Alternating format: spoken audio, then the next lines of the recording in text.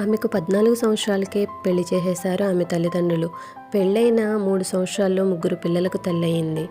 ఇలా భార్యాభర్తలు, ముగ్గురు పిల్లలతో జీవితం చాలా హ్యాపీగా సాగుతూ ఉంది. కానీ ఈ కథ మనం తెలుసుకోబోయేది రెండవ అబ్బాయి కథ. నాకు 4 సంవత్సరాలు ఉంటాయి. అమ్మ, నాన్న, అన్నయ్య, చెల్లితో కలిసి చాలా హ్యాపీగా సాగిపోతూ ఉంది లైఫ్.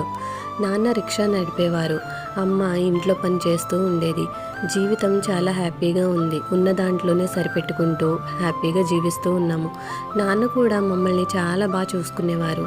కానీ అమ్మ, నాన్నకి రోజు గొడవ జరుగుతూ ఉండేది. ఎందుకంటే నాన్న డ్రింక్ చేస్తూ ఉండేవారు. ఆ అలవాట్లో అమ్మ, నాన్నకి చాలా గొడవలు జరుగుతూ ఉండేవి. అమ్మ డైలీ బాధపడుతూ ఉండేది. చాలా మౌనంగా ఏడుస్తూ ఉండేది మాకు తెలియకుండా. కానీ ఈ పరిస్థితుల నుంచి అమ్మ ఎలా అయినా సరే చేంజ్ అవ్వాలి అని చెప్పేసి ఇక్కడే ఉంటే ముందు ముందు ఇంకా ఏం జరుగుతుందో అని భయపడి మమ్మల్ని తీసుకొని మా భవిష్యత్తు గురించి ఆలోచిస్తూ ఎక్కడికైనా వెళ్ళిపోవాలి అని చెప్పేసి నిర్ణయం తీసుకుంది. పిల్లల్ని తీసుకొని బయటకు వచ్చేసారా లేదా, లేకపోతే అక్కడే ఉండి బాధలు పడుతున్నారా అన్నది నెక్స్ట్ వీడియోలో